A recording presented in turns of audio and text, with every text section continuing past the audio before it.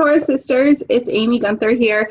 I am, like I said, going to try to start doing more videos for you because I don't like to write, but I like to talk. So let's talk in this video about going to a fellowship, usually home fellowship, and what to expect from a home fellowship and how to fit in to a fellowship. A lot of you ask me these kinds of questions because you're sort of new to Torah. You left the mainstream church, or maybe you're still going on Sundays, but you also want to fellowship on Shabbat, and you're not sure what that looks like or what it's like or how it is or what you should do. So I'm going to give you a whole bunch of tips, some really practical things, and then a little bit of insight of how to be. So here's the things I'm going to talk about. First of all, what to expect, and then I'm going to give you some practical tips, and then we're going to talk about food. We're going to talk about the art of the RSVP and the art of conversation. I have some special tips for the parents. We're going to talk about insecurities. We all have insecurities. And then we're going to talk about what it means to die to self when we talk about going to fellowship. So I am not fancy. This is just me in my living room talking to you. I don't have a teleprompter. I have notes. So I'm going to look down at my notes so I don't get all sidetracked because I tend to do that. I'm going to try to go fast because I don't want to make long videos, but I have a lot to cover. Maybe someday I'll break this down into separate videos, but this is an overview of things I've been thinking about how to answer your questions on this. So first of all, let's talk about what to expect. First of all, it's hard to say for sure. Every fellowship out there who does this sort of Hebrew stuff, you know, the Sabbath, the feast, the eat clean, this new faith walk that you're doing, there's lots of fellowships out there, hopefully some in your area. There's more and more popping up all the time, but they are all a little bit different. So I can't tell you exactly what to expect, but I can give you some general advice. So first of all, most of them are in people's homes. It's usually a husband and a wife who have started this walk, and usually they start a home fellowship because they themselves want fellowship with like-minded believers, and often they have kids and they want fellowship for their children. So it's usually in someone's house. Some groups then become larger and they rent a space at a school, or often a Sunday church will rent them space. Some groups meet on Friday night. Most groups meet on Saturday afternoon because everybody wants to sleep in on Saturday morning. So they often start at 11, 12, or even 1 o'clock or later. But most of them are in people's houses. So when you find a fellowship to attend, I highly recommend you call ahead. And we'll talk more about that in a second. But as far as what to expect, only the host and hostess can really tell you. And I have found in this movement that people will want to talk to you first, usually, especially if the fellowship is in their home. So calling ahead helps you and it helps them. Both parties then know kind of what to expect. So most fellowships are what I call open to all. There are some fellowships out there that are honestly invitation only, and then they might not even call themselves a fellowship. It's just, 3 or 4 families that gather maybe every Shabbat, maybe every other, and that's not open to all, and that's okay. It's just is what it is, and chances are you don't even know about those because they wouldn't be flaunting that in front of you. But if you know about a fellowship and it is open to all, find the number of the host and hostess and call them. Messaging is nice, but a phone call is so much better. And it's 2020 and everybody has forgotten how to pick up the phone nowadays. So when you do, you're going to show them that you're ready to invest time, and you can get to know someone so much better over the phone. So call ahead and ask the host or hostess. Again, you might talk to the wife because the husbands, these men who run these fellowships, they have day jobs. So you might talk to the wife and ask them the questions that are important to you, whatever that is. And, some fellowships are pastored by women. So if that's an issue that's really important to you, make a list ahead of time and ask that question. If you have a list of 10 questions, that might be a bit much. But if there are some really huge make it or break it issues that I'm going to have a lousy time, and likewise, they're not going to enjoy me, those are the questions to ask. So if you know that there's, 2 or 3 things that would completely rule out a fellowship for you, just have that list handy and ask them when you call. Really practical now. if you're really, really nervous, you might want to ask these questions because they will help to ease we're usually afraid of the unknown. We're usually afraid of what if this and what if that. So if you ask questions ahead of time and you eliminate that unknown, you're going to be more comfortable and more confident and more ready to just be your lovely self. So you could even ask, what should I wear? A lot of us, that stuff makes us nervous. Most fellowships are just, they don't care what you wear as long as you're modest, you know. Blue jeans are very normal at, I think, every fellowship I've ever gone to. I have heard of some fellowships that prefer people dress up, slacks, collars, or dress. So it's good to ask ahead of time. It's just polite. It shows the host and hostess that you're willing to honor them by how they do their thing. You could also ask what to bring. That's a very good question to ask. What should I bring? And we'll talk more about that in a minute. You can even ask them, of course, where they are, and even ask them where to park. Because if you show up and the only parking spot is on the grass, you're going to be much more comfortable knowing they already told you, just park on the grass, it's no problem. So ask them where to park. What to expect at these fellowships, it's going to not be that different from the Sunday church you came out of. We love to sing. Sometimes we sing to YouTubes. Sometimes we have musicians in the groups who do live worship. It's all different. These groups are very small. And if you have a hang up that you need some sort of professional worship band, I think you already know to let that go. Because sometimes it's the teenagers who are leading the worship. And so, you know, the level of musicianship excellence is not as high as what you may be used to. But it doesn't matter. You can worship and make a joyful noise no matter what. So there's usually singing, and there's usually sometimes a group prayer request time. Sometimes there's always usually a Bible study or a sermon. And again, if that's really important to you, ask ahead of time how they do that. Sometimes there's both. Sometimes there's a sermon, and then later on there's focused Bible discussion, group discussion. There's also almost always, if you meet on Saturday or even a Friday night, a potluck. So expect to eat, and ask ahead of time, especially if you're diabetic or pregnant, ask what time they do their potluck. And it's always an about time. Be ready to be flexible at these events. Sometimes things go long and things get pushed back. At Sunday church, we're used to having everything start and stop right on time, but at Sabbath, it's a lot more laid back. So if you have to eat at a certain time, pack your own food. So that, and usually the host and hostess don't mind at all, and just tell them, you know, that you eat at 4 o'clock, I'm going to just sneak out to the back of the room and eat my granola bar at 12. And they'll say, oh, no problem, we understand. So bring your own food if you need to eat sooner. And the same for your children too. I didn't put that in the children's section, but if your children need a snack, if that's too long for them to wait, just pack granola bars for them or whatever.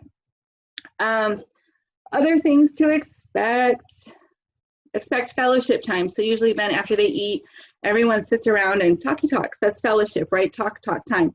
The kids are usually let go and they go off and play and do their thing, and the grown-ups sit around and talk. Interestingly, a lot of times the men and women separate, which is just natural, but sometimes they also get mixed back up and stuff too. The teenagers often sit with the grown-ups, or they go and sit by themselves kind of, but mostly everybody's around the area. So if you're going outside, maybe ask the hostess, should I bring a lawn chair? Are we going to sit outside if the weather's nice? Bring tennis shoes for your kids to play in, stuff like that. So again, it's a lot like Sunday church, singing, worship, Bible study or a sermon, except we potluck every Sabbath. You're going to love it. Potluck every Sabbath. And we'll talk about food in a moment. One thing to ask when you call ahead is ask if there's a Bible portion that you should read ahead of time. So a lot of these fellowships, the Bible study or the sermon, will be on what's called the Torah portion. And if you don't know what that is, you can go Google that. And I have a download for it on Torah Sisters. But it is a good idea if they do study the Torah portion and you want to read it ahead of time, which I recommend so that you have it in your head and you're prepared to participate if it's a Bible study. Ask which portion they're on, because there are actually different Torah portion schedules out there. So just ask them which portion they're on that week. or where they get their portions, and then you can go download it from whatever website, wherever they get it. Expect families at these events. So when we were in Sunday church, we were accustomed to the families really often get separated. And for sure, there's always a nursery at Sunday church. But at Sabbath church, expect no nursery. Expect to have kids and babies in with everybody, right at your feet. So expect a little bit of noise, because babies and little kids are loud. They just are. So just expect that. If you have trouble hearing, sit close. Tell the host and hostess ahead of time, I'm hard of hearing, I'm going to try to find a seat next to you, and just do that. So we want you to hear, so just do that. But otherwise, yeah, expect, little baby noises and stuff. It's just, these fellowships are almost always very family friendly. And it'll be weird at first maybe, but then you're going to really, really love it, especially as you get to know people and they let you hold their babies. You're going to love it. Expect, well, I'll start with this one. Expect the possibility of a calendar that's different than the calendar you observe. So some of you are new to Torah. I'm just going to tell you right now, when it comes to Sabbath, most everybody does Sabbath Friday sundown to Saturday sundown. And some do it differently, so maybe ask too when their Sabbath is. But when it comes to the feast, there are different calendars out there. And so some congregations might do Passover, for example, on a different day than other congregations would do it.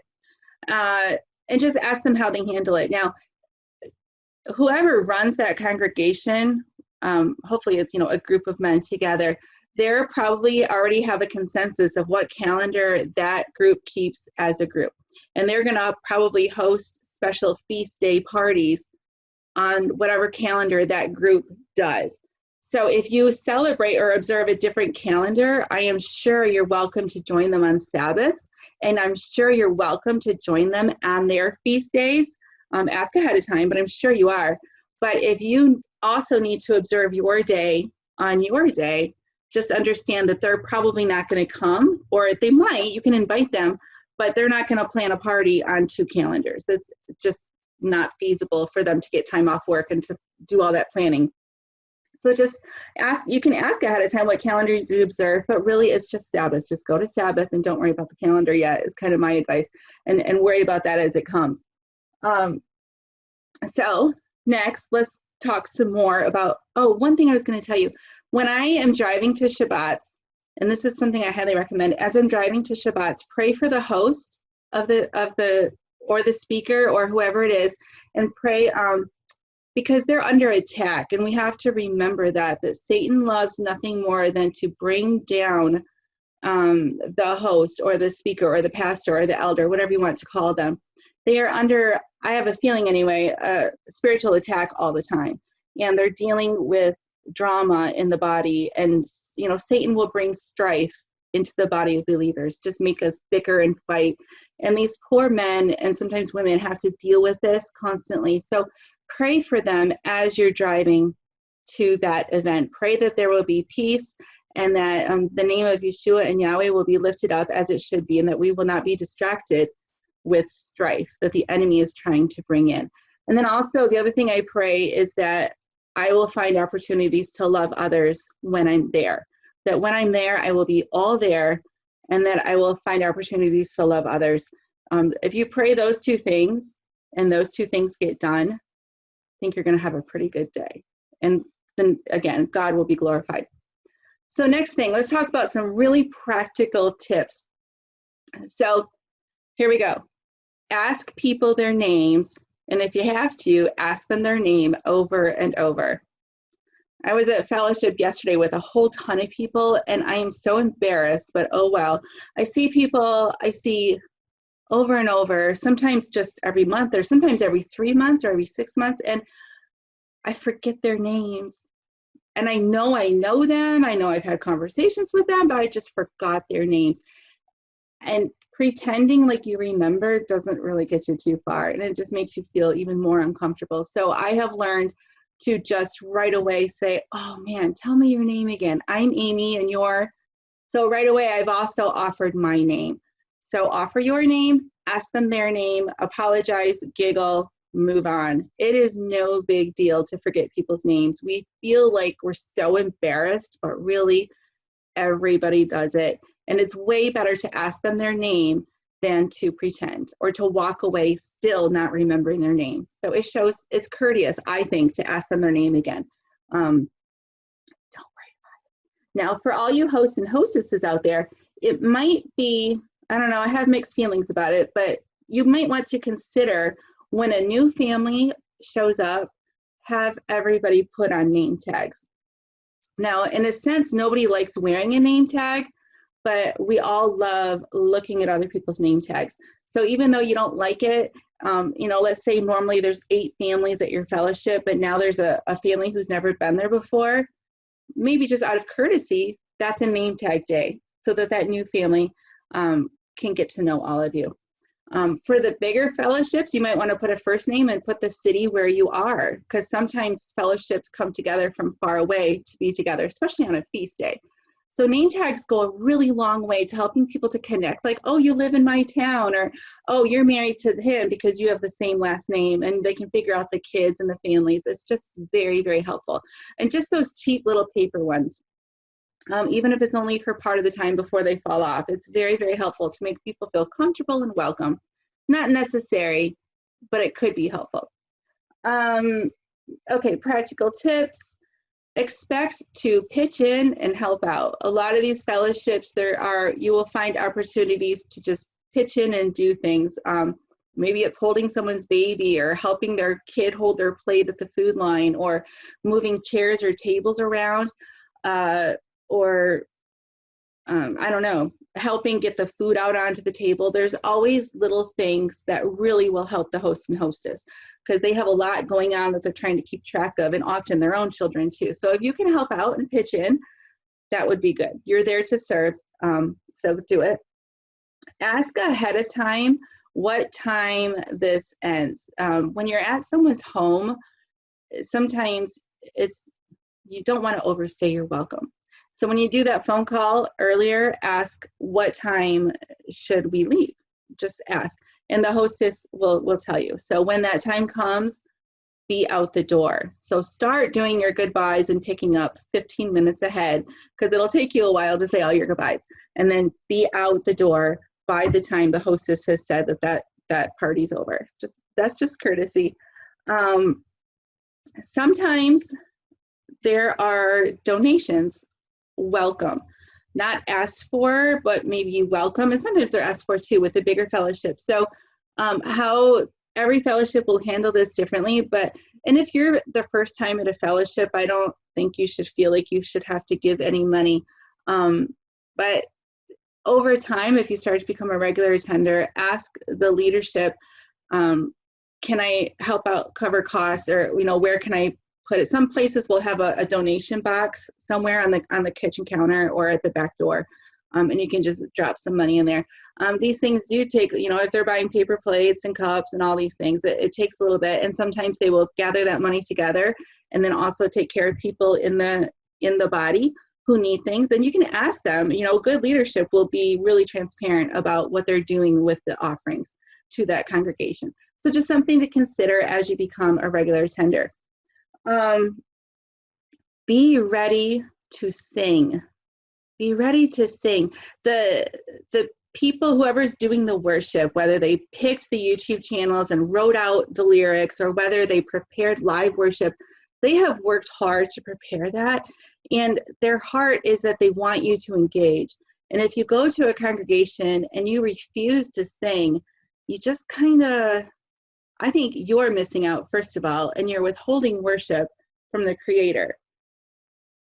And also, maybe it makes you look like a stick in the mud, like you just hate being there. So even if you don't know one song, chances are you know another song. And if there's a song that's new to you, chances are by the 14th time they've sung the chorus, you can pick it up. And don't be shy. It is easy to be shy because these fellowships, sometimes there's just 20 people in a living room, and everyone's going to hear you sing. It's not like Sunday church where it's super loud and you just sort of get drowned out. No, people are going to hear you And that's okay. They don't care if you sing bad, and the Father doesn't care if you sing poorly. So just sing out, sing with a smile on your face, and offer praise to Him. It's about Him, and it's not about you anyway. And chances are they do sing songs that you're not used to. I've heard all kinds of different styles of music in the congregations I have visited, and it's a chance to broaden your horizons, so to speak, and get exposed to some new things. Some places will sing some songs or do some things in Hebrew, but they usually also will repeat it in English so that you know it's being sung. But I think it's a wonderful chance to learn some Hebrew in a fun way, fun and engaging way. And that's another thing, every fellowship is different. Some of them will do more things that might come from Judaism, and some fellowships will feel a lot more like Sunday church to you. There's like a whole gamut. So go, like I said, the very, very important things you should have asked ahead of time, but be ready to experience some new things and to participate with a joyful face. Even though you feel uncomfortable, just try it out. They're all understanding if you say it wrong or pronounce it wrong. You should probably ask if they're picky about the name. Most fellowships, I've never heard of any fellowship that's so picky about the name that they would tell you what to say. I've never heard of that. Every fellowship I've been to, if you say Jesus, they're not going to stop you. If you say the wrong name for the Father, they're not going to correct you. Whatever, like, just, you should ask ahead of time just in case. But people say that anyway. People aren't as particular as you might think. Now they're going to say whatever name they think is right, of course. And when you're singing, a lot of times the words on the screen might say Jesus or Lord. You can say whatever name you want to say. So when the word Jesus comes up, you can say Yeshua. You just have to fit 3 syllables in where there's 2, but you can do it. And when Lord comes up, you can say whatever you want to say. Now, again, if the group wants you to not say certain things, they will tell you, or you should ask. But usually it's really easygoing because that's between you and the Father. Okay, next thing, let's talk about food. This is something that makes a lot of people nervous when it comes to these Shabbat gatherings. Food. Expect a potluck, like I said. Expect there to be a potluck at every Shabbat gathering that you go to. And I will say this right now. You should ask the hostess, but I don't think your first time there, you don't have to take anything. And if you are going to a fellowship and all of a sudden you come upon really hard money times, you don't have to take something. You know how those fellowships are. Those potlucks are always like overflowing with tons and tons of food. And if you're going through a financial crisis and you can't afford to take a dish to share, it is okay. Those people are so nice. They just want you there anyway. And I've heard people tell me, but I feel so conspicuous or obvious even walking in empty-handed. You feel like everyone's noticing. That person didn't bring anything, call the potluck police. But really, I don't think people even notice. I think we become so self-conscious. In a way, it's sort of a prideful thing. We worry about what people think way too much. We make up stuff in our heads because we're so scared and insecure. So, I mean, I would, if you go through a financial crisis and you can't afford to bring anything, I would just call the hostess ahead of time and tell her that. For 2 reasons. Number 1, she's going to tell you, do not worry about it. I have extra. I'll put out extra on your behalf. Okay, so then you don't have to worry about it. Believe her. Don't think she's a liar. She means what she says when she says it's okay. And secondly, then they can pray for you, because it sounds like that would be helpful to you too. And it's nice then when you're in those financial crises to go and get served in that way and have a hot meal. So do that. Just call the hostess and let her know that for a while or today or whatever, okay? But to stay home because you're too afraid to tell her that, because you're too ashamed to walk in empty-handed, I don't think that's right. Because later on, there's going to be someone else who will feel the same. And what would you say to them? Would you want someone else to stay home because they can't bring something? Of course not. You would say to them, I got you covered. There will be enough. Come on. Okay, so take that grace for yourself too, and don't let that keep you home. That's probably some of the very times most that you need fellowship and a free meal. So go and enjoy, and don't make a big deal. Just make one call to the hostess and leave it alone. You don't have to stand in line telling everybody, I'm so embarrassed, I'm so embarrassed. You don't have to do that. Just go and have a nice time. Okay, enough of that. But that happens more often than you would think. I've heard that much more often than I would have expected from ladies, around the country. So be sensitive then also to ladies out there who might be going through that. Before you go, you should ask the hostess how they eat. Most fellowships that I'm familiar with eat what I call biblically clean, Leviticus 11, but some might eat actually kosher, which is a higher standard. So it is important to ask, and whatever level they're at, meet that level. And this goes with everything, not just food, but if you're wanting to attend a fellowship that has a higher standard than you on something, it's good manners, it's polite, and I think it's biblical to meet their standard, whether it's dress or how they eat or what, all these things, meet their standards. So if the group is kosher, bring a kosher dish. If they're biblically clean, bring a biblically clean dish, which is a lower standard, but it's biblical. So ask the hostess ahead of time, but most are biblically clean. I've never been to a kosher congregation, but they are out there, and I know some of them are in our Torah Sisters community. If you're new to Torah and you're new to this Sabbath potluck thing, here's 2 hints for you when it comes to making sure your dish is biblically clean. Well, I have 3. So first of all, I'm going to be the one to break it to you, some of you, that regular marshmallows are not clean. So don't take baked yams with marshmallows on it. They will get taken off the counter. You can buy kosher marshmallows. You can buy kosher marshmallows on Amazon.com, or, I have them in my supermarket here, but they're like in the international food section. But everyone has to get it broken to them at some point that marshmallows are not clean. And I'm trying to save you from having to find that out at Fellowship. So I'm the one to tell you. I was told once too, and I think it was at Fellowship, but I was like, oh, it happens to everybody. At some point, you might accidentally take something unclean to Fellowship. It will probably, especially in the first year or 2 that you do this. We've all done it. We've all seen people do it. Okay, so here's my second tip then, is watch out for the ingredient gelatin. Just read the ingredients. If you see gelatin on the ingredients, unless the front says vegetarian, in which case you know that gelatin is from a vegetarian source. Fish sources possibly, but if it just says gelatin, assume that there's pork gelatin. So don't take something with gelatin. And if you want to go even a step further, which a lot of fellowships have, you can go to, just Google Israel of God food list. And again, that's Israel of God food list. And there's a whole list of items that they have called companies to investigate and find out if they're clean or unclean. And if you're in a hurry and you don't have time to do all that research and stuff, just go to the store and buy something from the store that is kosher. Because if you take kosher food, you're for sure taking clean food. So, because again, that's a higher standard. So, you could, I'm not going to give you ideas, but there's all kinds of store-bought products at your supermarket that have kosher on the label. And if you don't know what that kosher symbol looks like, and actually there's like 12 different kosher symbols, just go to Google and search for kosher symbol, and you'll see what they look like. Print it out and take it to the supermarket with you. And make it a job for your kids. My kids now are really good at noticing all the kosher symbols. I think they're better than me. So there's some food tips for you. To the host and hostesses out there, one tip: if someone brings, again, it's going to happen, right? We've all seen it. Someone brings accidentally an unclean dish to your potluck.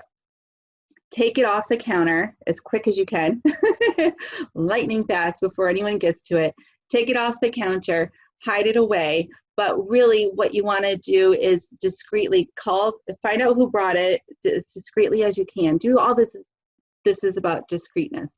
Find the person who brought it, pull them off to the side, hand it to them and say, you accidentally brought something unclean, so I took it off the counter. Can you go put it in your car? That way it's out of your house. No one's actually accidentally going to get it. And acknowledge to them right away that it was, that you know it was an accident. They will feel really embarrassed. I have done this and I have just felt so embarrassed, and people didn't make me feel embarrassed. It was just, again, me in my head. But there are things we can say to them to make them feel like, oh, we understand, we don't think you're a terrible person. You just accidentally brought something unclean. It's happened to all of us. Just go put it in your car. No big deal. Don't dwell on it. Life goes on.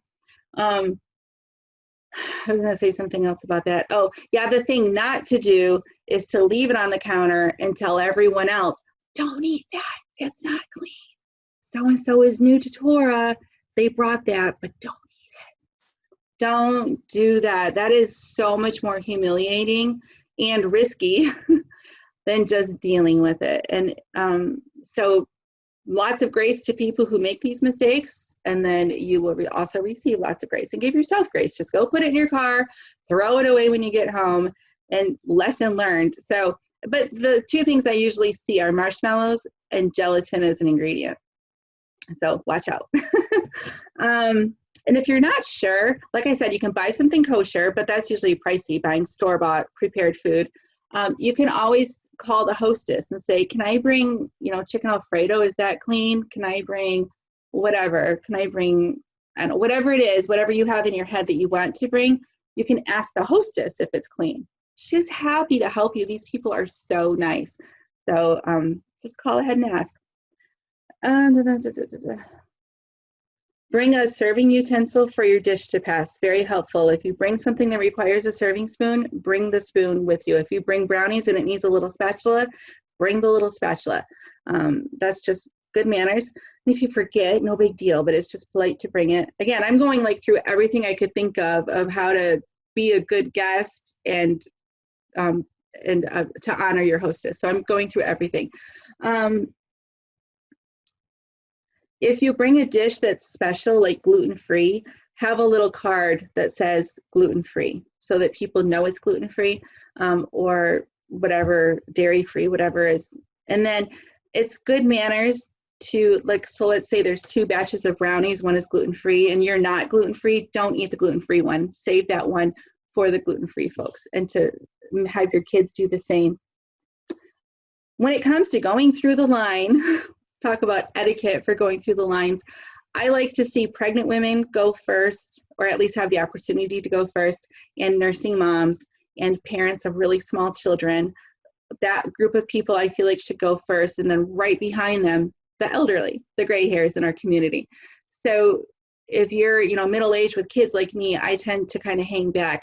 Now, along those lines, pregnant nursing women and you sweet elderly ladies out there, you seniors, get in line because we're trying to honor you. But if you don't go and get in line, it just slows up the process and everybody's hungry. So just go for it. It's okay. This is your chance to eat first. Take it and enjoy it. That way the moms with little kids can get things that they know their little kids would eat. That's why, and it takes them a little while to get through the line. And offer to carry plates for those sweet families. Because it's a lot of work to take little tiny kids to Shabbat. I was going to say something else, but I forgot. Some fellowships, if you're a guest and it's your very first time at a fellowship, they might ask you to go first. And this is how it goes, right? This whole thing. Oh, no, that's okay. Oh, no, I insist. Just don't play that game. Just go. That's their gift to you. That is one way that they can serve you and honor you as a guest, is to let you go first. So do it and say, thank you. That is so kind. What a treat. And just go first. Don't tell them that you don't want their gift of that. Just receive that gift and be thankful. Oh, this is something I've started with my kids a couple years ago, is whenever we go to these fellowships, we take our own water bottles. Especially if you have kids, they take a cup and then they leave it somewhere and they take another cup, and it just adds a lot of trash all over the house and a lot of expense. So myself and my kids, we take our own water bottles and we just keep track of our own water bottles and we refill it at the tap. And then it greatly cuts down on cost and waste and mess. And then no one else is going to use our water bottles either. So Most groups provide paper plates and plastic forks and all that stuff. You might want to ask ahead. I'm starting to do a Friday night party sometimes, and I'm asking people to bring their own table service because it cuts down on the waste and the cost. So you can ask and offer if you want. And of course, eat reasonably. If you're one of the first people through the line, just take a reasonable amount of everything. Goes without saying, just courtesy. Go through the line with your children. If you have children, I'm guessing 10, 11 or younger, they should be at your side when they are getting their food. That's just courtesy. Kids are messy and sloppy and they take too much of things. Their eyes are bigger than their bellies.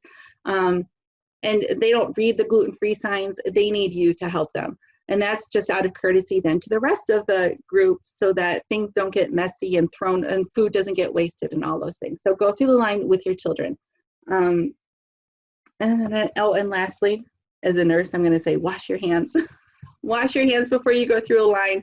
Everybody touching the same spoons, especially all the kids. Oh, I think that's the #1 place where we share our germs. So wash your hands or use a hand sanitizer that you like. And hostesses, it's not a bad idea to ask people to do that, especially like it's winter, it's flu season, it's cold season, it's icky season.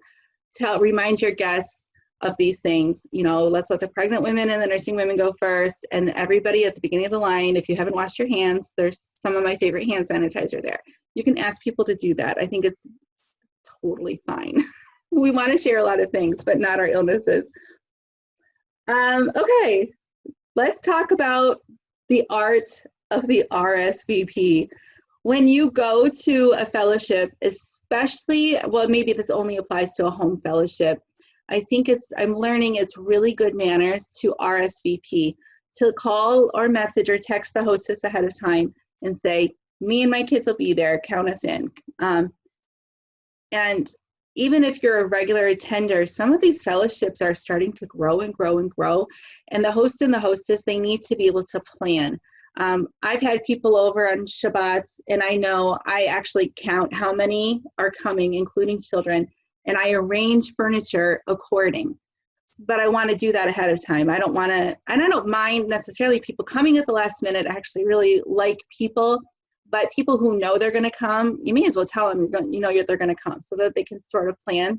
It's just good manners. So the art of the RSVP, let them know you're coming. It's their home. They kind of like to know who's coming. And sometimes maybe nobody's coming. Nobody RSVP'd. They might cancel. If the only 2 people who thought were coming then got sick and canceled, they just want to cancel. So to know that people are coming means they're going to keep the doors open and do the thing. So there's so many reasons to RSVP. Okay, let's talk about the art of conversation. I watched a really good TED Talk not long ago. I think it was called that. But this is one of the things that makes people most nervous about going to these house fellowships is that in Sunday church, you can go and you can sit in a pew and never really talk to anyone. You can just sit there and get fed and then scoot out the back door and never really have to engage in conversation. These Sabbath fellowships are very different. You will talk to people.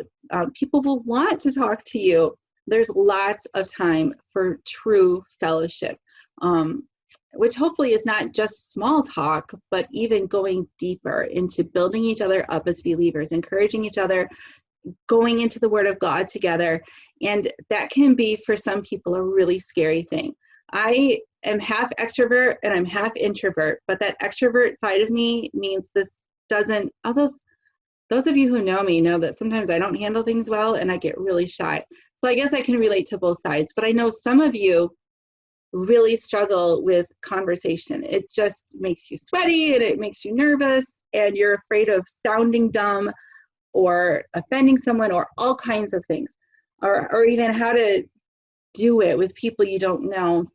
Because what I think needs to happen is we need to be with people. To walk this faith walk all by yourself, you're going to stumble. And you're going to just be lonely. There's so many reasons. I think the Bible commands us to be with people. I don't think we have to go to every single Sabbath. It's okay to stay home some Sabbaths too, but you can't stay home all the time. So I want to encourage you. That's why I'm making this video, so that you are feeling equipped to go out and be with people. But being with people means conversing with people. So let's talk about it.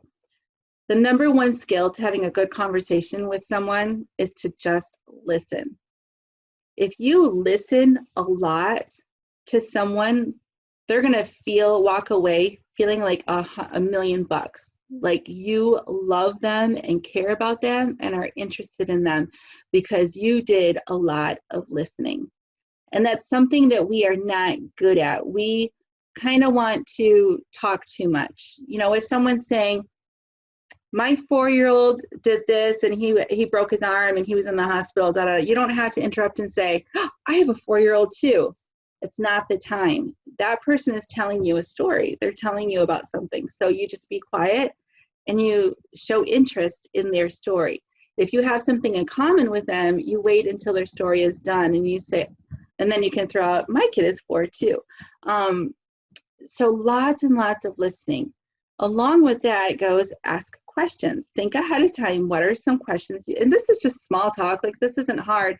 When you first meet these people, you're going to do small talk. You're going to ask how many kids you have. How old are they? Where do you work? What do you do? That's small talk. And yes, you have to do that. You have to break the ice in that way. As the conversation goes on, think of more questions to ask that person. And certainly, eventually, things are going to turn, not always so, but often at these Sabbath fellowships, they talk about spiritual things. Be ready for people to ask you, how long have you been keeping Torah? They're not judging you. They just want to get a feel. Like, did you just start last week? Or have you been doing this for 10 years? It just gives them an idea. It helps them to know where you're coming from. It's not a judgment thing at all. So there's so much I want to say about this. Let's say it this way. When you go to Sabbath fellowship, especially your first time, and really every time, we are to die to self. We are going there not to be served, but to serve.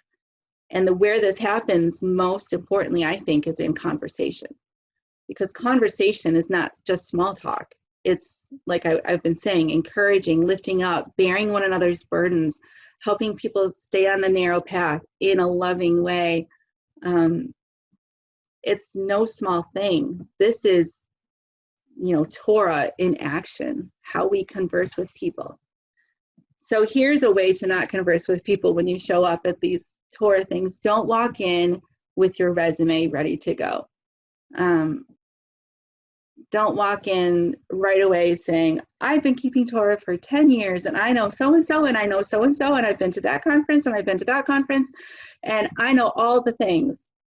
And I have a website. You don't walk in with people with your resume, touting off your resume. You don't have to do that.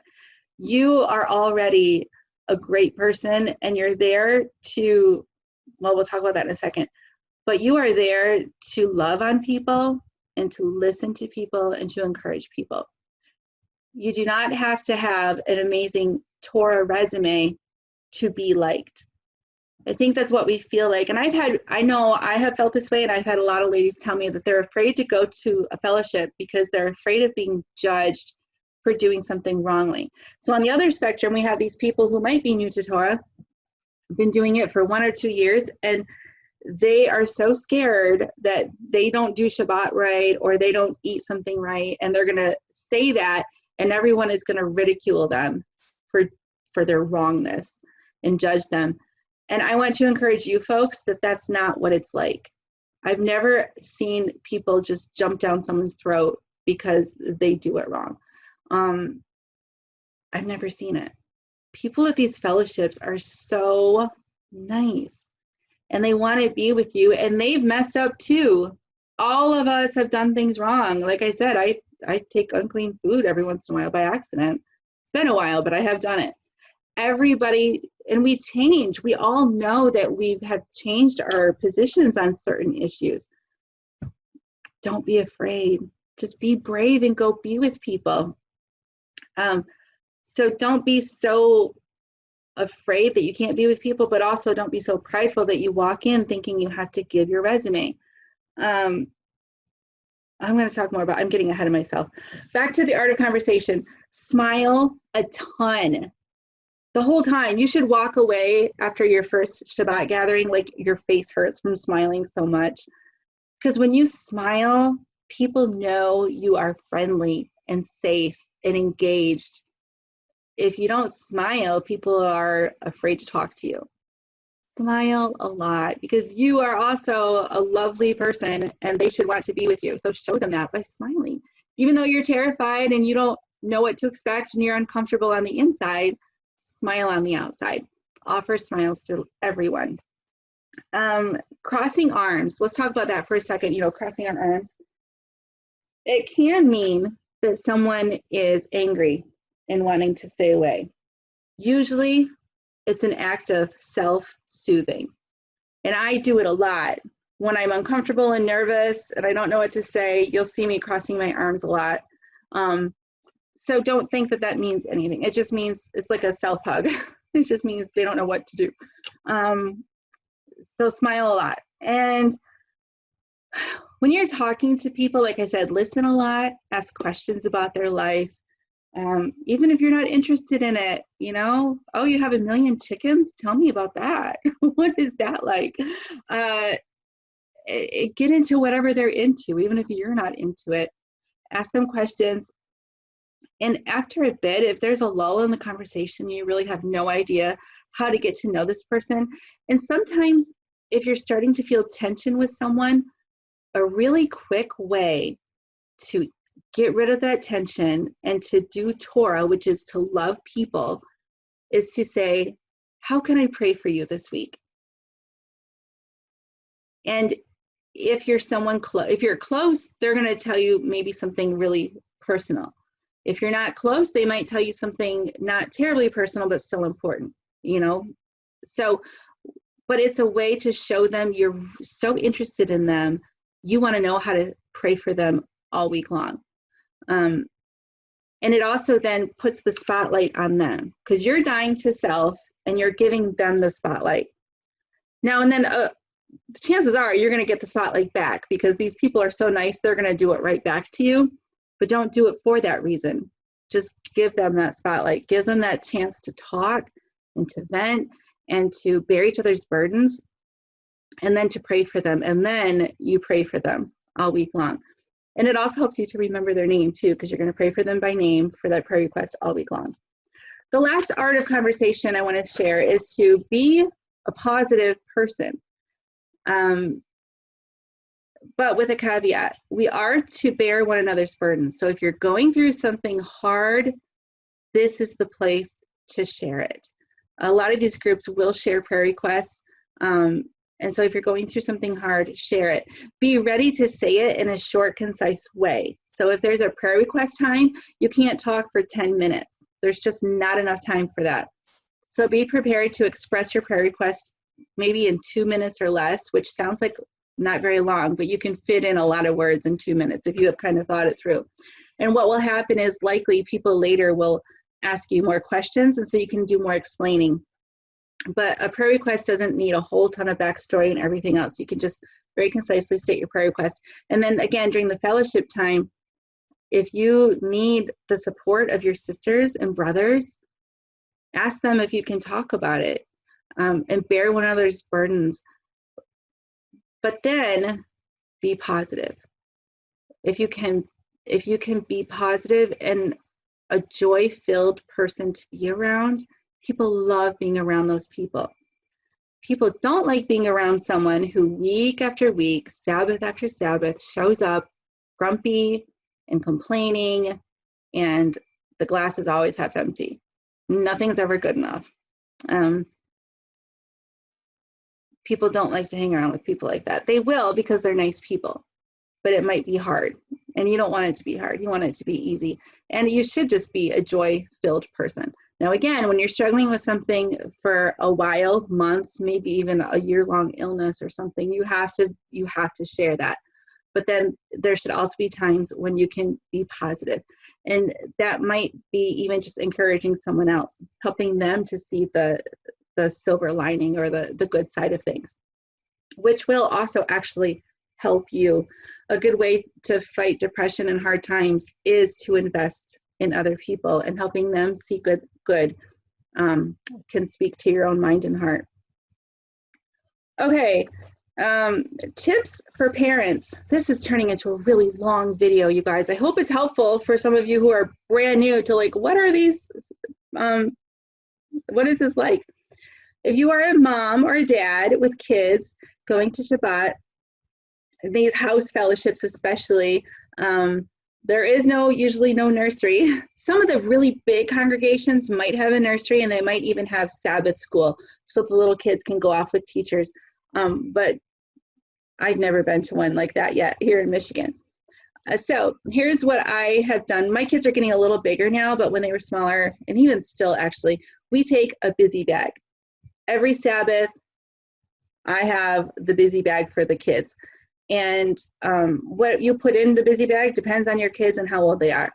I love Aaron's putty for kids that are maybe 6 or 7 or older. Aaron's putty is awesome. It doesn't stick to anything as long as it's not fabric. So they have to keep it in their hands, or if there's a table, they can have it on the table. That's it. But it just, you'd be surprised how busy it keeps them. So when I get the busy bag out, is not during singing time. I make my kids sing. This isn't a hard and fast rule. This is what Amy does. Some kids need to color during singing too. But whatever's in the busy bag, I let them get it out during either, whether it's a sermon or a Bible study. That's when they can do something with their hands while they listen with their ears. And my rule is, you can, and again, this is for my kids, you guys are all really great parents, probably better than me. You might have a better idea. And you can leave comments with your ideas, by the way, for all of these things. Help me out. I'm sure I didn't think of everything. My rule for my kids is, whatever you're doing has to be just you. You can't do something that forces another kid or me to pay attention to you. So when my kids draw, they draw for themselves. They're not allowed to nudge their brother and say, look at what I drew, because then they're making their brother pay attention to them instead of listening with their ears to what's being said. The ears always have to be available. The attention has to be on the speaker, just their hands are busy. And so that's something I have to remind my kids sometimes. You know, they'll make something out of their stuff and try to show it. And I'm like, you're not allowed to show, because you just stole their attention away. So it's just with them, right in their laps, right in front of them. No one else is allowed to, you know, steal attention, including mine. I want to listen as well. Although you moms know how it is. We multitask. We can pay attention to all of them and listen, but, you know.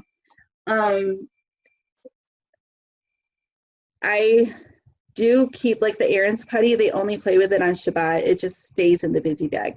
So whatever's in the busy bag, it can be helpful if it's stuff that's like special just for Shabbat gatherings. It's not, you know, you have the special colored pencils or the special coloring book. It's not something that they play with all the time. So that way it helps keep them engaged. I do obviously try to keep my kids quiet, and I always have. So this goes two ways. People in the congregation will show you tons of grace when your little kids make noises. Little kids are going to drop colored pencils. Little kids are going to whisper too loud, mommy, and like it's not even whispering, but they think they're whispering. The congregation will show you loads and loads of grace, because no matter how hard you try, your kids will do that stuff. But do try to keep them quiet. So just think about what you're bringing. So, you know, you don't want to bring the markers that when they go like this, it makes tons of noise. You realize, oh, those are loud markers. Next week, we're going to bring something different that's quieter. So just think about what they're doing and what they have. So the busy bag should be full of things that are quiet things. And yeah, and that's, you know, that just comes with age. They get better at that with age. If you're running a congregation, leave space in the back for those families with small children. Those families with small children know that their kids are distracting, and they just really prefer to be in the back row. And so even, you know, a couple chairs for the mom and dad in a play area so the kids can sit on the floor. A lot of fellowships do this. The kids just sit right on the floor and color. But I keep my kids with me. That's the next thing I'm going to say. This is my preference. I keep my kids right next to me, whether on the floor next to me or all seated in chairs. They're always with me. Once in a while, they might sit with another family, especially if there's a way that they can serve that other family.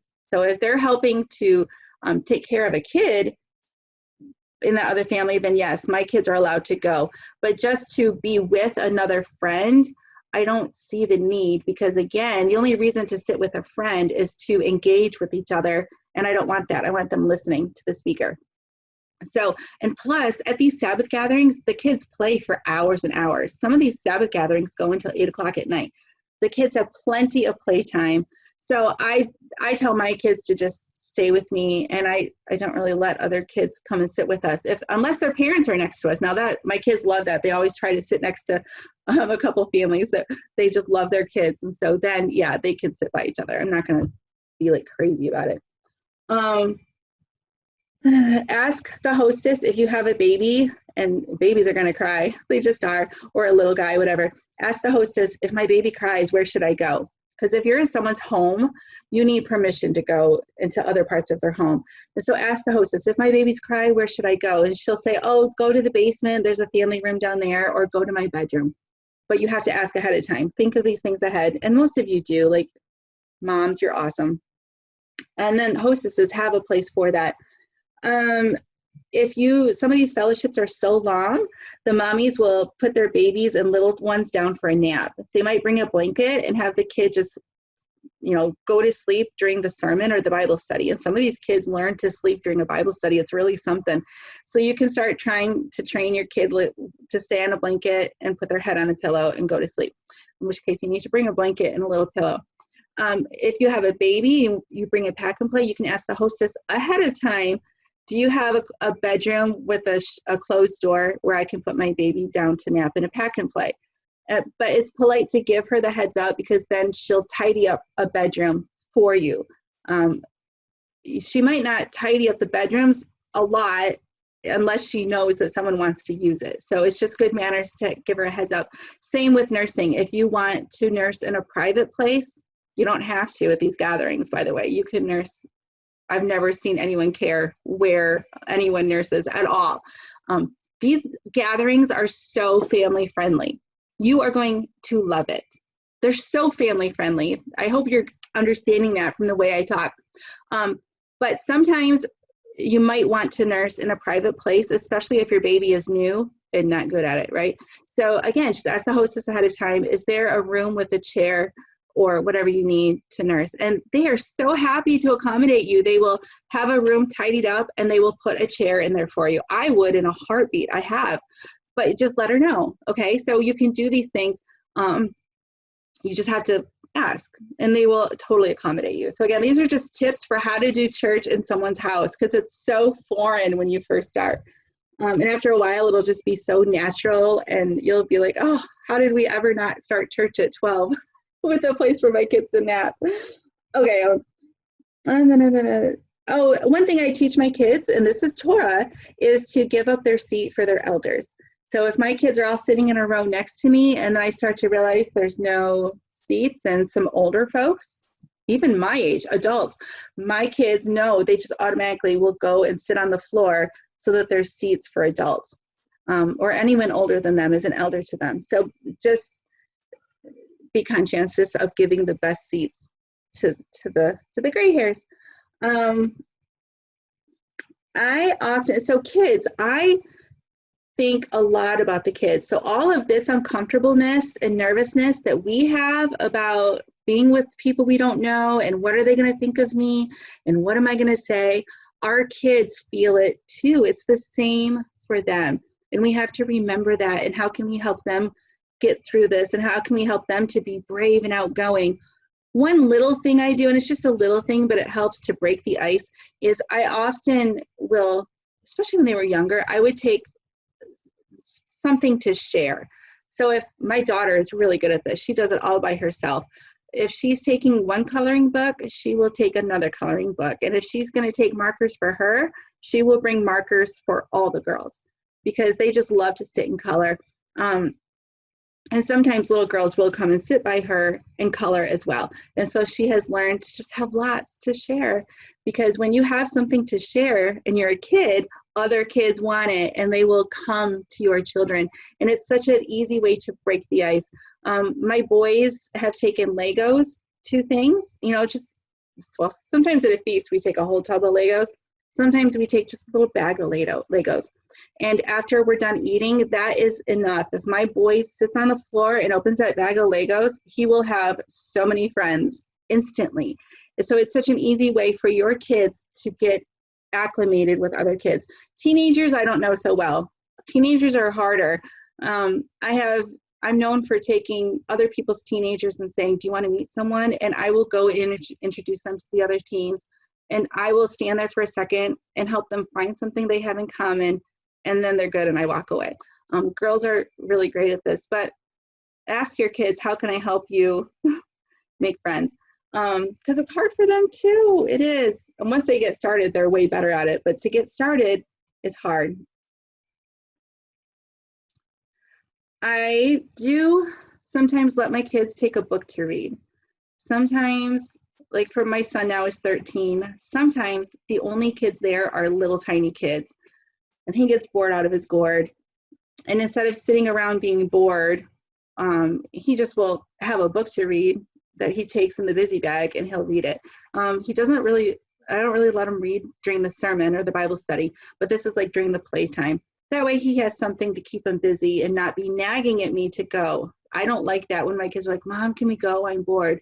So he knows now to take a book to read in case there's nobody his age that he wants to hang out with. And it's usually just like 20 minutes. And sometimes his introvert comes on and he just wants a little time alone. And he's not rude about it. Sometimes he'll go and sit in my car and just read his book for a little bit, and that's fine. I never let my kids be on a device when we're at Shabbat gatherings. What will happen, I've seen it happen, and what then happens is all the other kids come around and want to look at that kid's device, and who knows what they're looking at. So I have told my kids, you will never take, they don't even take their devices, and you will never look at anyone else's devices. So my advice is no device. Okay, here's my last big parenting tip, especially for those of you who are nervous about going to these events because you don't know. Most of all, you're nervous about what's going to be taught, and that is an appropriate concern. Is what are these people going to teach that my kids are going to hear? And you don't know until it's taught sometimes. So again, you can ask some questions about some really weighty matters, like, well, whatever, you choose those. But people will say stuff that you don't agree with. Whether they do it sermon style or they do it Bible study style, eventually somebody where you are is going to say something either that you disagree with and it's a small thing or a big thing. It will just happen. We are all very, we have a lot in common, but there's also a lot of things that we disagree on. So it will just happen. And I don't think you're ever going to find a fellowship where you agree 100%. It's very, very rare. And it's okay. You don't have to agree with people 100% to be fellowshipping with them on a regular basis on Shabbat. But I realized I want to have a way to tell my kids immediately that I don't agree with what's being said. So here's my tip, and I can't even believe I'm saying this out loud, but I think it'll help some of you. I have a signal. I have a signal. There's something I do, and my kids know the signal, and it's top secret in the Gunther family. Top secret. Don't ask me what my signal is. I won't tell you. But I have a signal that when someone is saying something that's, again, big wrong, I do the signal. And my kids see it, they notice it, and they know then to just throw it out of their heads. Because I've taught them to pay close attention, but if they're saying something that I think is nonsense, I need a way for my kids to just dump that part out. And so when they see my signal, they dump it. And it's not an obvious signal. I just recommend you have a signal. This system has worked out so nicely for us.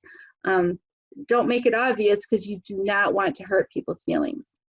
This is not a time to say, you know, the point of this is not, he's an idiot, he must not love God. Like, that is not the point at all. That's a great guy, and he loves the word, and I love what he teaches, but this one thing is enough off that I want you kids to know it right now before you dwell on it. Because undoing it later is harder than just undoing it right away. That's my thought anyway. This is how I do it. Again, you don't have to do things the way Amy does. This is just the way I think. If it's wrong, I want to know it right away, and I want my kids to know it right away. So I have a very subtle signal for my kids when something is way off. And it's not always during the sermon or the Bible study. Sometimes it's during the prayer request time. Sometimes during prayer requests, people will just say things that I just need my kids to know right away. Mommy doesn't agree with that. Now, when you go home on the car ride home, you should debrief all of these things. Talk about what was great. Talk about what was what you disagreed with. Talk about, I always ask my kids, you know, how were the other kids? What kind of conversation, what did you guys talk about? And the older they get, the more important that debriefing time comes. But I also want them to know right away when something is really bad. Now, I don't do my signal for little things. My kids just know there's lots of little things, but only for the big things. And so I don't do my signal every week. Sometimes I go for months and months and months, and I never have to do my signal. But we have it, and they know what it is. So just pretend, you know, like you're a third base coach, and but make it subtle. So that's my advice for that. And that then should hopefully ease your fears about what if someone says something, you know, because you don't want to whisper to your kids. That's so rude. And what if people hear you? Because you don't want to hurt the feelings of those nice people. But you got to communicate to your kids. So have a signal, something with your hands that you can do. We're almost now. Let's talk about insecurities now. And I kind of touched on it earlier when we talked about conversation. Assume that everyone is insecure. This is again, the biggest thing that I think is holding people back from going to fellowship, and it's keeping us home in the safety of our house watching YouTube teachings, which is fine and good, but you've got to be with people for so many reasons. But one of the biggest reasons that I've heard from ladies is that we are insecure. We are afraid what people will think of us. We are afraid of being judged. And I think we just have to be brave and go be with people. You can't do this alone. You just can't. And people will burn you. You may find someone someday who is all judgy and unkind, but don't stop because one person is a jerk. You can't stop. You have to go again. So assume that as insecure as you are, that everyone else is also insecure. And I can vouch that most people are insecure. I'm insecure. There's a lot of things that I'm afraid of man. I have great fear of man, and I'm working on it. We are all insecure in some way. I can't even believe I'm making this video. I'm nervous just making it. But you have the power of the Almighty in you. And you have a job to do, and you have kingdom work to do. And if you're sitting at home, I'm going to challenge you in this regard. If you're sitting at home doing couch church every Sabbath, you are missing opportunities that the Father wants you to serve other people and to love other people. There's a fellowship that needs you out there. You're a part of the body, and they need you. Whatever your gift is, they need it, and you are withholding it from them. So I hope that also helps you to just, honestly, we have to get over ourselves and just get out there. I've never seen people, like I said, jump down people's throats for doing stuff wrong. And just, don't be prideful and arrogant. You can even ask questions, things that you're unsure about. The Sabbath fellowship is the place to learn and to grow. And so ask them, what do you think about this? I was reading this, I didn't understand it. No one's going to judge you for not understanding something and for saying, I say this all the time, I don't understand that. What does that mean? It doesn't mean I'm a dummy. It doesn't mean I don't love my Bible. It doesn't mean anything. It just means I'm willing to say to the group, can you help me? Like, it's okay. It's okay. No one's going to judge you for not knowing everything. Goodness, nobody knows everything. Fellowship is not a contest. Sometimes there are prideful people out there. Again, there are the people who show up with their resume and they sort of make it a contest. And that's the Bible. That's the world, right? The world is who's the top man, who's the best cook, who's the best mom, who's the best. And the kingdom of God is all topsy-turvy. The first shall be last and the last shall be first. There's no contest in the kingdom. We're all just a body to love each other. And so if you think you're better than someone, you got to let that go. And if you think you're worse than everyone, you got to let that go. We're supposed to be Etiquette. We're supposed to be one. So don't be defensive. This is something I am growing up in, is to learn to not be defensive. There's some times where I'm in a group Bible study and people start saying things and I feel like they are attacking me and saying I believe something wrong, and I have like freaked out sometimes. And it's so humbling then to realize they didn't even know I believed that, and I was just inventing all of that in my head and getting defensive out of nowhere for no reason other than my own insecurity. And I need to cut it out because that's really disruptive to the body. And to those, you guys know I've already apologized. They know who they are. I hope I never do it again. But so don't be defensive. I know I'm not the only one who struggles with that. Don't be defensive. It's okay if you disagree on things. You don't have to make people see it your way, and you don't have to see it their way. It's just interesting to talk about quite often. People just like to talk about differences in biblical interpretations of passages. And to walk away still disagreeing is okay. You don't have to be defensive about that. And that happens sometimes at these Sabbath fellowships. They like to hash out sometimes different interpretations of scripture. That's how I look at it. He thinks it means this, and she thinks it means do this, and what, and so they just like to discuss. It doesn't mean anything other than they like to talk about the Bible. And I think you're going to love it. I have met so many people who start coming to Sabbath fellowships and they're like, oh, in 20 years at the Sunday church, I never actually just sat and talked about the Bible as much as we have this afternoon. You will love these Sabbath fellowships. So even go with questions. You get to be with believers now who are like-minded. Ask questions. It's a great chance. Be slow to be offended. So don't be defensive. And also don't be offended by stuff that's not intended as an offense. And if you are unsure, what are you supposed to do? If you think someone is offending you and you're feeling offended, what are you supposed to do? You're supposed to go to that person and ask them. And I recommend you do it right away. That's again, communication. Satan wants you to feel offended, and he wants there to be a misunderstanding, and he wants you to go home and go to bed mad and carry a grudge and then tell everybody else about it. You're going to destroy the body that way. As soon as you start to feel feelings of offense rise up in you, you're going to go to the person privately, hopefully, and say, what did you mean by that? I just want to clarify. Because usually clarifying will get rid of the misunderstanding that 99% of the time is all it is. You took it the wrong way, or he said it the wrong way, but really you're fine. Do it right away. Don't let it fester. Just fix it. Don't make up stuff in your head. I already talked about that. Be generous with compliments and appreciation. So again, assume that everybody is insecure. How do you help them with that? Because your job, again, is not just for everybody to fix you and help you and make you walk out of Sabbath fellowship feeling good about yourself. Your job is to build up the body who's at that fellowship. So I recommend that the people who put effort into the singing time, compliment them later and tell them you appreciate it.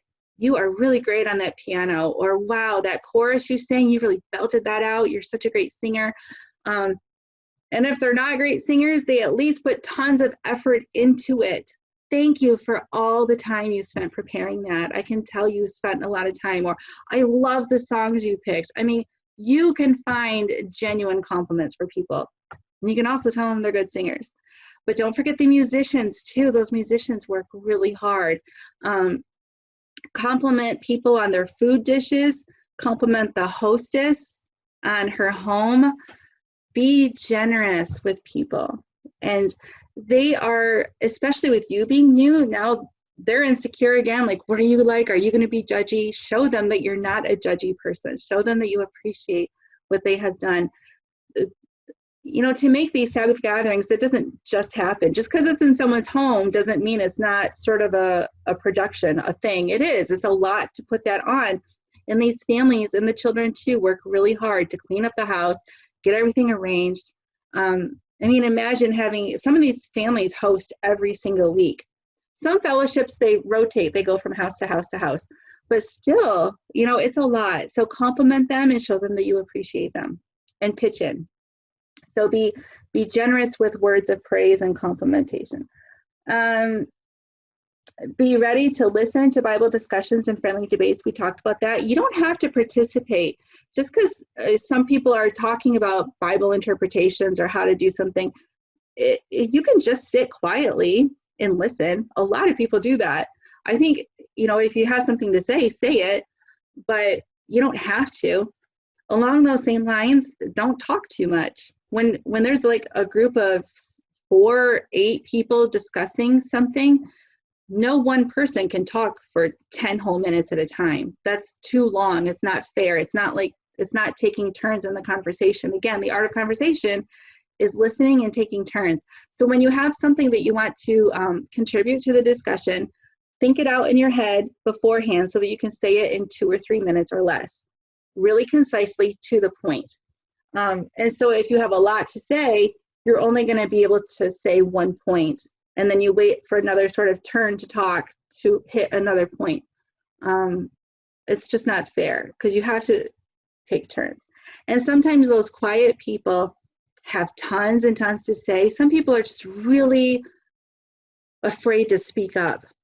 They don't want to step on someone's toes or take someone else's airspace, so to speak. The way to help them to speak and to, because you should want to hear what they have to say, is to just be quiet. And every now and then let there be a quiet time in the conversation. And that gives those shyer people the feeling like, okay, it's quiet, I guess I can speak now. But what will happen is sometimes there might be 2 or 3 people, women and men equally, who just are quick to talk and quick to take their turns. And those quiet people are so afraid of taking a turn. They don't want to take it away from you. It's really not good to just have 3 people being the only ones talking, because the other people probably have something to say. So you just got to let there be some quiet and not take a turn after turn after turn. It's just, again, the art of conversation, taking turns politely. And some topics, you just can't talk about it all in one day. You just can't. You just have to say, oh, I have more to say, but I'll tell you next week, because you just can't say it all. So be ready to listen or participate in those. And again, if you're new to Torah and you don't want to participate, you don't have to. You can just sit quietly and listen. I've learned so much by just listening to all these smart people, way smarter than me. You know, there's a reason I'm not doing teachings and stuff. I just don't feel like I should, and I don't feel qualified. I don't know enough, but I love to sit and listen to these people. So the last topic I'm going to say, and I've already said it once, is to die to self.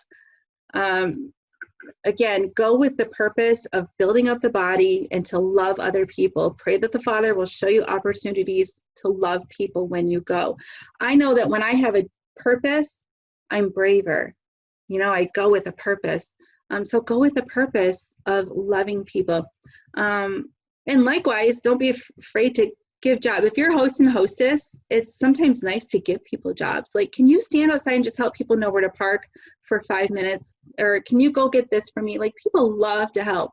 Again, people love to have purpose.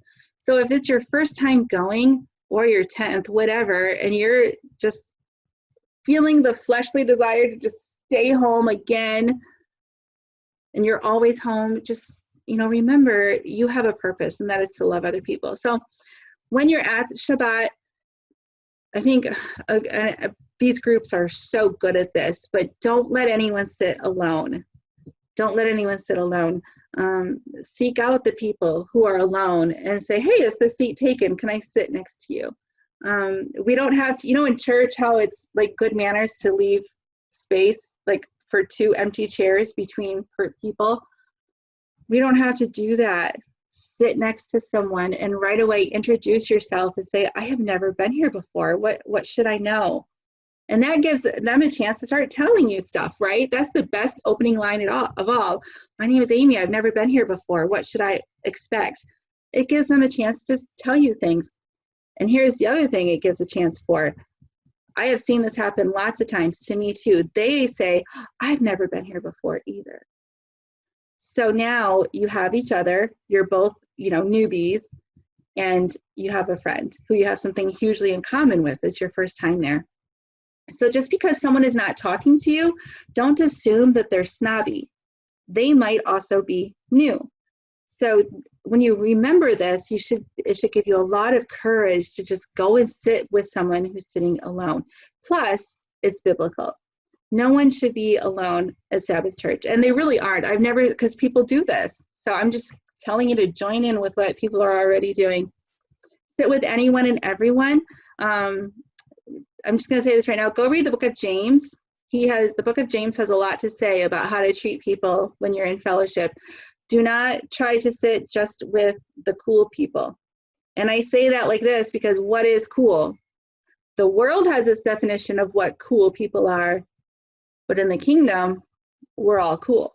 So, but if you have this worldly thing in your head of I'm going to sit with the rich people, I'm going to sit only with the host and hostess, or I'm only going to sit with the people who seem to be the most knowledgeable or who have been doing Torah the longest, or I'm only going to sit with married people and I'm going to treat the single people like outcasts. Don't do that. Some of those, whatever you think are the uncool people, might be the coolest people. So I challenge you to sit with anyone and everyone, and every Sabbath that you go there, sit with different people. Invite people to join you. I'm always looking, and I know that this is sort of my gift. Like I'm really in tune to this, and it's not everybody's gifts, but I'm always, trying to see who's around and if there's a room for another chair, because if there's a lady alone, I'm going to make room for another chair so that she can join us. And then likewise, if there's a whole group of ladies over there and there's no one else to sit with, you have to be brave and just say, can I pull up a chair behind you and listen? You don't have to rearrange them, but go and join them. They're going to say yes. They want you with them. Don't gossip. I kind of already said this, but gossip will ruin everything. Don't talk badly about fellowships that you've been to before. If you're looking for a new fellowship, I don't know why, but if it's because you've had a bad experience, you don't need to tell everybody that. Just leave it. Don't ever be contentious. Don't hold grudges. People change. So don't hold grudges. People change. The Father is in the business of changing us. So always give people a second chance and a third chance. Be patient with getting plugged in.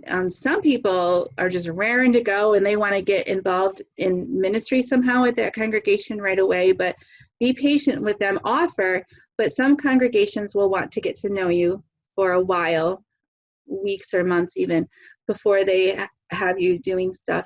But you can always help out with, I say little things, but in the kingdom, there's no little thing. Helping with the parking or rearranging chairs. Is that less important than the person who's talking? It's not. So take these jobs, do them the best you can.